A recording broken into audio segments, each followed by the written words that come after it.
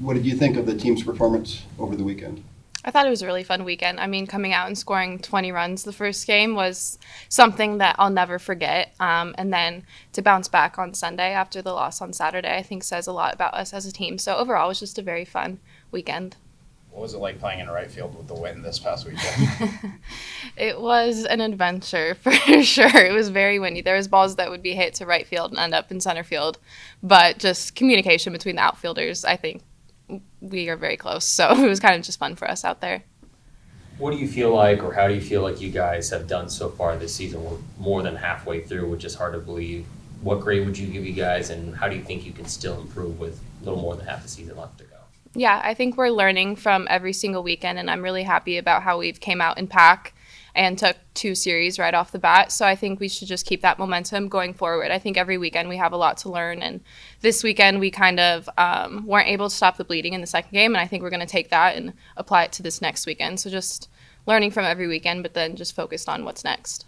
When you guys do that learning, who is it who implements? Is it the leaders? I mean, you have 9 potential leaders on the team. Yeah, I mean, yeah. We talk as a team after every single game, regardless of what the outcome is, as with our coaches, but then also as a team. So I think it's just a lot of back and forth conversation with the coaches, but then also with the players. It comes from anyone. I don't think it has to just come from seniors, but everyone on the team has a voice. So how does that kind of work with so many different leaders in the locker room? How do you know when it's your time to step up for someone else, and how do you make sure those different ideologies of leadership don't clash in the locker room and you guys make it work cohesively? Yeah, I think one of the strongest things about this team is our chemistry. So in those moments, that's where I think it shines the best. There's a certain moment where you're supposed to talk or you're expected to. It's kind of just you're free to say whatever is on your mind, and it's a no judgment zone, and we respect each other a lot. So just we love hearing what everyone has to say.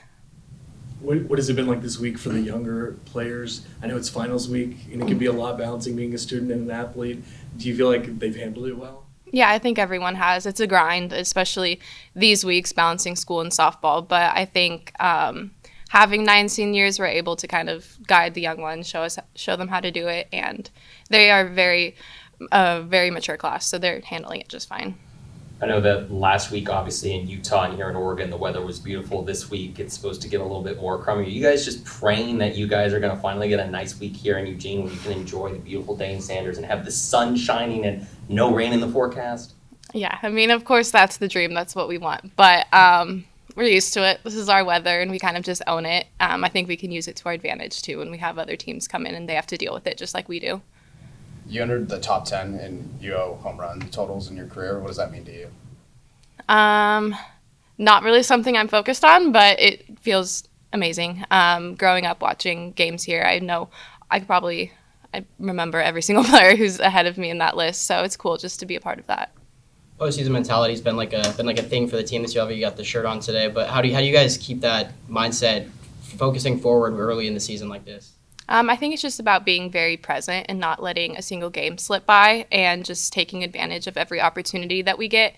Postseason mentality for me just means like playing with your back against the wall. Like you have nothing to lose. You just have to go for it. So that's what we're trying to do.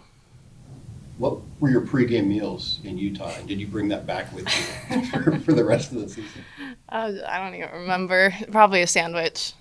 What was it particularly in Utah that you think was helping make the ball leave so much? I mean, did you just have extra power at the elevation, or just seeing the ball better? Or just... I don't think it was anything about Utah in particular. I think I just am in a good spot mentally right now, so that's just showing.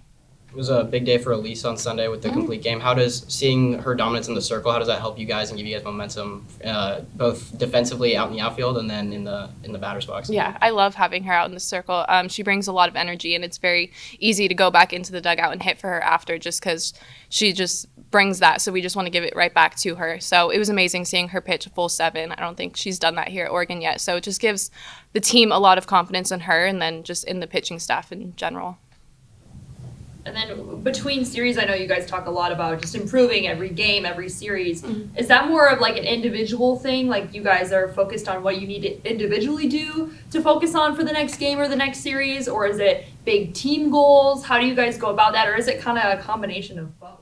It's definitely a combination of both in terms of like just softball. It's a lot of just watching your own film, seeing how you're getting pitched, and then knowing how to respond to that the next day and just improving in that way. But as a team, we have a lot of talks and a lot of long meetings trying to figure out what we need to do, what adjustments we need to make, and just how to implement that as a team for the next day.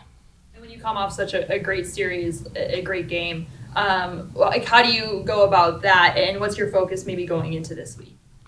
Same thing that I've been doing. I'm just taking it day by day, game by game, not really looking too far ahead, and then flushing whatever happened, whether it was good or bad.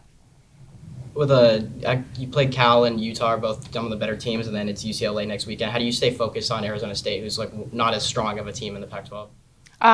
Right now, I couldn't even tell you who we play after, honestly, because we're so focused on just Arizona State and not even just the weekend ahead, but particularly just the first game. So that's all we want, just being 1-for-1 on the day.